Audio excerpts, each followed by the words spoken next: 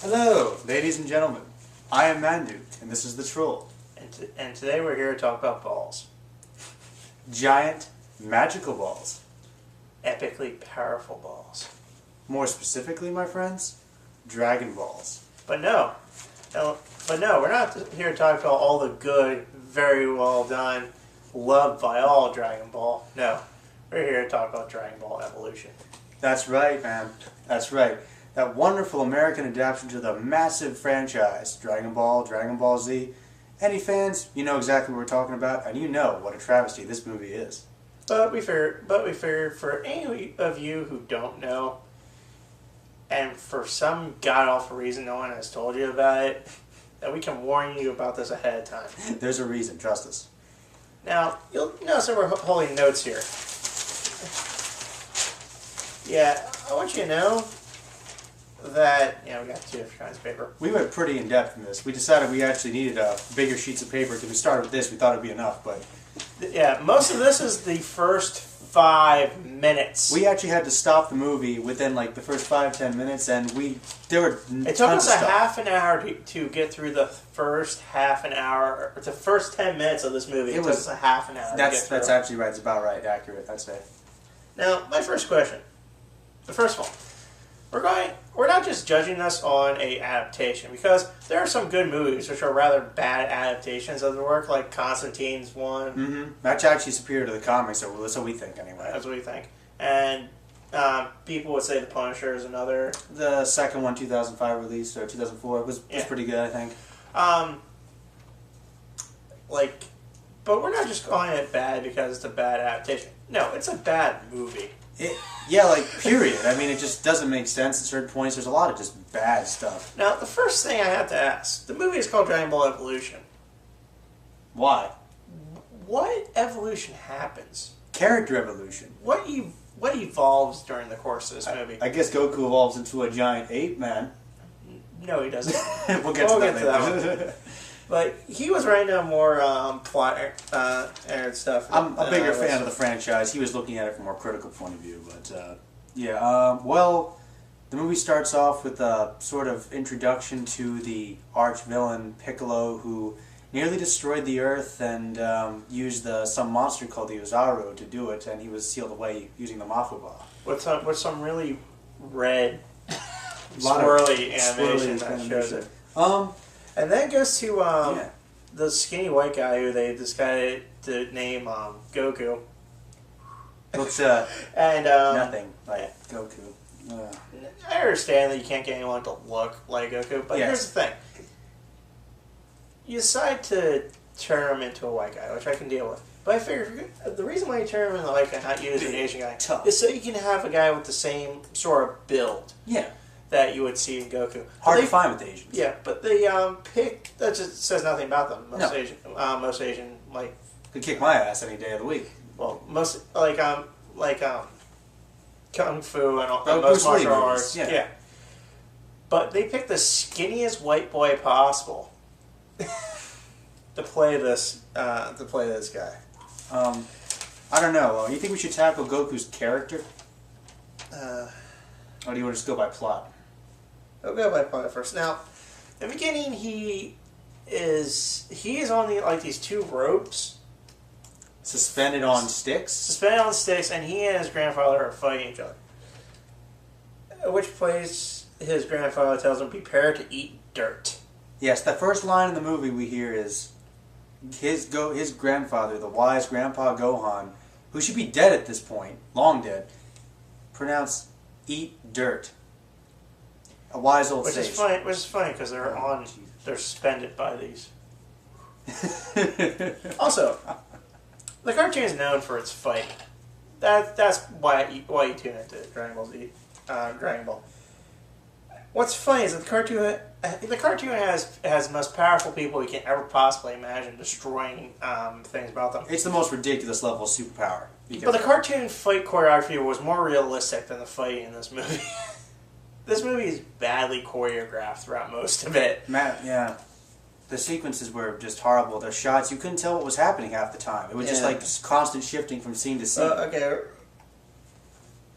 And after he gets done with this little thing, first of all, the first super power we see is in this part, where the grandfather shoots some sort of energy. No, I wouldn't call it an energy. It's more like an air-bending technique. Yes, instead of having all the Dragon Ball superpowers, they decided to call them airbending in this movie. It wasn't even applied. It's flat out. The techniques that they're learning are called airbending. Airbending, flat out. Anyway, keep going with the flight. From there on, we see Goku exit his little home and go to high school on a bike and nearly get hit by cars. Yes. Yes, hold on, let's repeat that. Goku's going to high school. Troll? At which point, he nearly gets run over by a man in a ridiculously expensive yellow car. This will come back later on. Who literally runs over his car and nearly kills him. In front of dozens of eyewitnesses. At a high school. And if you know anything about high school, we were discussing this. You would be arrested. This could not happen. This is just really unrealistic. And of course, that guy has an entire gang of bullies who all just go up and beat people. Just torment Goku for no apparent reason. Because he's such a geek. That's why they torment Goku, because Goku has promised his grandfather that he wouldn't fight. That's right. Goku does not want to fight. Now, for those who don't know, why don't you explain the essence of Goku in the cartoon? It's a martial arts cartoon. It's a fighting anime. It's one of the most famous defining fighting anime of all time. And Goku lives to fight. He doesn't like to hurt people. He doesn't like to kill people, but he loves to spar. It's what he lives to do. And Goku really has no passion for that in this film whatsoever. Oh, and by the way, in case you're a fan of Krillin, you're going to be really disappointed, because despite the fact that they decided to put this in a high school where a best friend would kind of make sense, no, there's no Krillin. Not in the entire movie. Krillin is one of the most essential characters in the entire franchise, and even in adaptation, you have to have Krillin.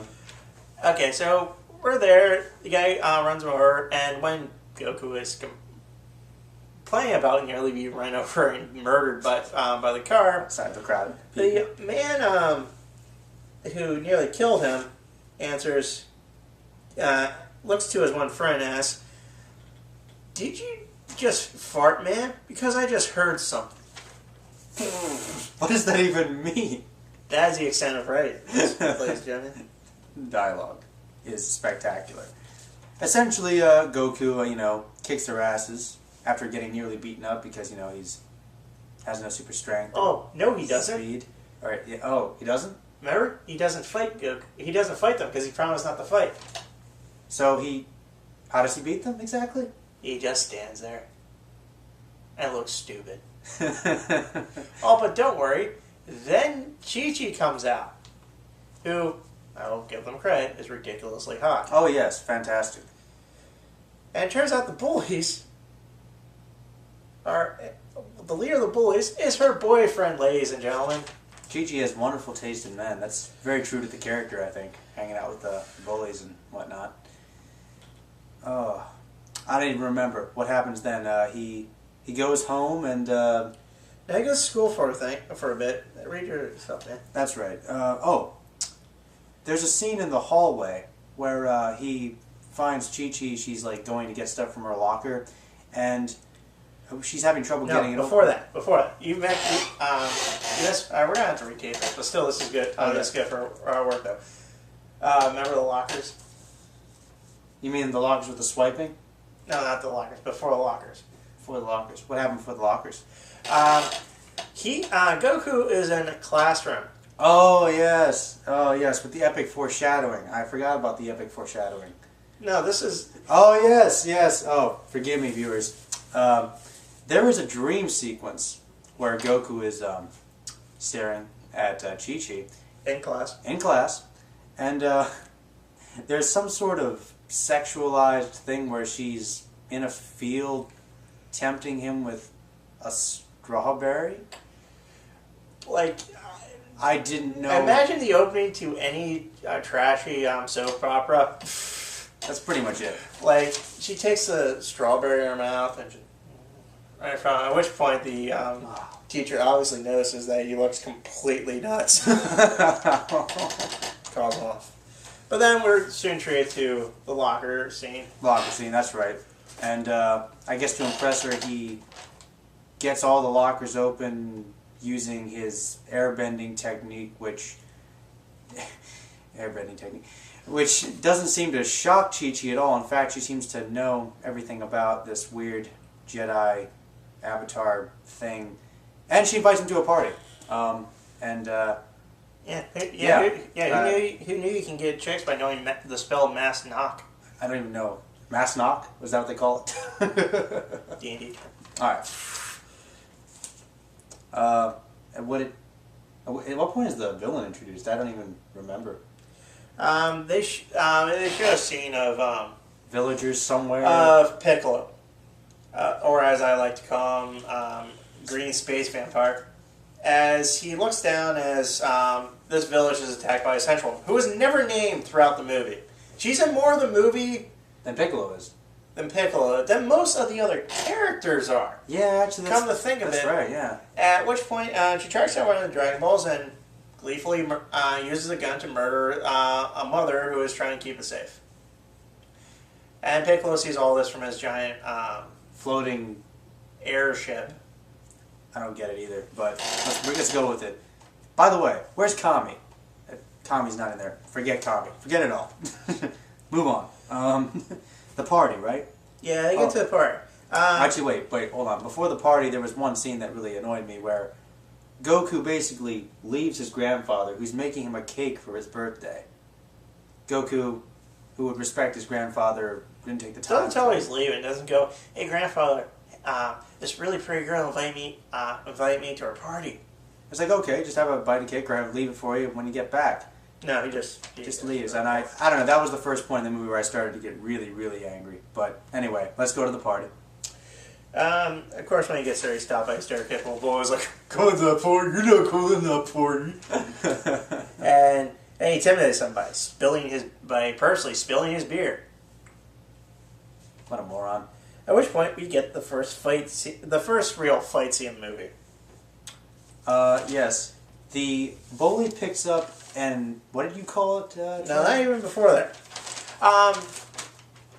We're gonna screw up this, but anyway. Definitely. The bullies try to beat up Goku, at which point dodges them all at what appears to be very normal speed with what the hell, hip hop dance moves from what it looks like. I thought it was yoga, but oh no, because he does one handstand thing, and gets the dumbasses to beat themselves up. Intimidating villains, folks. Then, of course, Chi-Chi's boyfriend, the bully, head bully, decides to pull a dynamic carbon rod out of the yard. I didn't know what it was. And tries to murder the young hero in front of more witnesses. By destroying his own car. Yes, Goku jumps onto his insanely expensive yellow sports car, in which case the bully then spends 5 minutes beating the crap out of his own car. Upon which he realizes that he has destroyed his own car.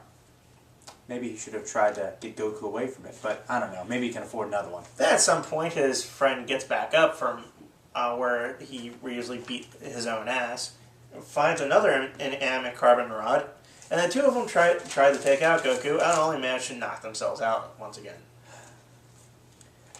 First real fight scene in the movie. Rita... Full moons. Apparently Chi-Chi even has worse taste in men than Rita Repulsa. Seriously, Lord Zed is a far better suitor than Fuller. That Fuller's the head bully. Oh, man.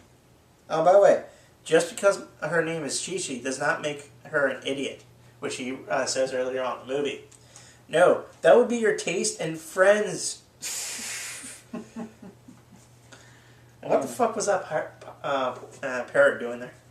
Yeah, there was some parrots. When they go into the dance floor, basically They just walk past a bunch of people and they just stand there and talk to each other for a while. And there's a giant red parrot right next to him in that cage.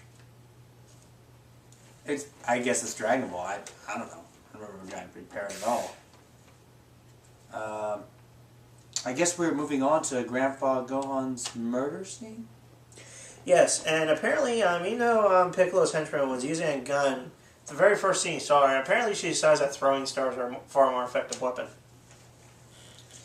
Essentially, Grandpa Gohan tries to defend himself, at which point Piccolo rather undramatically sort of walks in and starts using The force grasp to choke the life out of Gohan, demanding where the knowledge of the Dragon Ball is, which Goku took to the party. And Gohan, of course, threatens that he'll never get his hands on it, at which point Piccolo force slams him and then destroys the house using the force. I guess Piccolo's a Sith Lord now. Anyway. At this point in time, if they decide to really mimic the cartoons and show 20 minutes of the skinny white boy just standing there yelling, with energy waves coming out and the ground it would be breaking, far more entertaining. And that's saying something, because that's probably one of the worst aspects of the show. Oh yes, the psychic link. Did you notice the psychic link that Goku seems to have? Yeah, every time Goku touches one of the Dragon Balls, he gets a flashback in vibrant red, in which the stars on the Dragon Ball move around and it glows ominously. So I guess it's like the Ring of Power and Piccolo's Sauron. I guess that's what they were going for.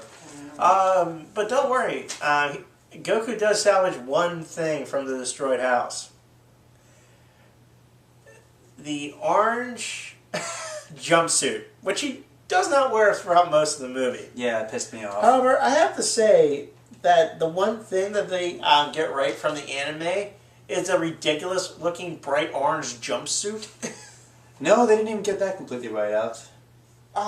That's right. Troll forgot here, but actually it's not completely right because in the anime it's actually darker red color, which looked cooler. This one kind of looks like an underripe banana. I don't. Did he meet Bulma at that point, Troll? Yeah, Bulma comes in, and for some reason, because she detected the Dragon Ball, she breaks into the house and starts shooting at the place looking for him. Bulma starts shooting at Goku. At which point he's able to stop her with by showing her, look, this only has 4. There are only 4 stars. This is our genius, our genius girl, people. Because apparently the star of the all-powerful henchwoman, who's the real villain of this movie, with no dialogue, destroys the and no name, breaks in and steals Dragon Ball from her. At no point do you get any sort of discussion about who this woman is or where she came from. I guess she's supposed to be that henchman, Emperor Pilaf early in Dragon Ball, who wouldn't work for King Piccolo anyway. But anyway, let's just assume we don't know who she is. Because the movie assumes that we know who she is. That we know who she is. So the movie doesn't bother trying to explain where she came from. Why should we? Oh yes. Somehow Bulma and Goku decide that they have the same essential goals and they should take off on a quest together to search for the Dragon Balls. No, they search for Master Orochi. And he's pretty easy to find because his house is on an island in the center of a giant crater in the center of a city. And you know what's saddest of all? It's Chow Yun-Fat! They got Chow Yun-Fat to come in this shitty movie. And Chow Yun-Fat, man. Wherever you did, what have you done to get sent into this piss-poor movie? To his credit, with what he was given, I think he did a halfway decent Master Roshi. He was trying. He was trying. He was miscast, but he was trying. Unlike most of the people. And the most ridiculous part about it is they expected him to look older than the man who was supposed to be playing Goku's grandfather. And Goku's grandfather looks like he's in his late 60s. Yeah, maybe early 70s. And at this point, you fully understand that apparently Goku went to the Hayden Christensen School of Acting. Because this man cannot emote to save his life. I think I actually took down a quote. I believe it was something along these lines. I will avenge him. Piccolo. Something. It was one of the least passionate lines I've ever heard in a movie. And he's talking about his grandfather's death there. Throughout the movie, he doesn't seem shocked after that point. He's just kind of like, my grandfather's dead. Yeah, you know, space aliens, explosions. Action! Yeah. Dragon Balls, come on. Oh, yeah. Oh, remember at the point when they meet Master Roshi, Goku uses his Kamehameha wave against Bulma. And she's perfectly fine. Yeah, she bounces off the wall and gets up, dusts herself off. She's apparently far tougher than she originally was. So anyway, Roshi decides to take him to this secret place to train Goku. Apparently it's not so secret, because when they get there, there's a whole bunch of people trained, including Chi-Chi. At which point we see who is in a fight. And when Goku gets there, she gets distracted and punched in the face. Doesn't really mind, though, because she just kind of gets pissed off and beats the living shit out of the poor bastard who happened to take the sneak shot against her. That's pretty awesome, actually. At which point, she goes up to Goku and makes a startling confession. She's a fighter. Didn't see that one coming.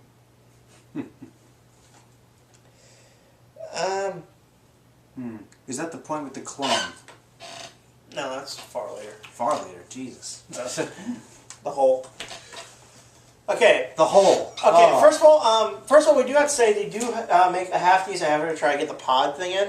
The capsules. The capsule thing. Bulma has this capsule thing where she throws it down and it kind of morphs into a kind of cool looking motorcycle. As opposed to the puffing ball of smoke, but we can understand. We can understand that. Yes. That's cool. I agree with you on that. So they're going around into this thing, where then suddenly fall down into a massive hole. Which was set by another iconic Dragon Ball character, the Bandit Yamcha. Now, I don't know.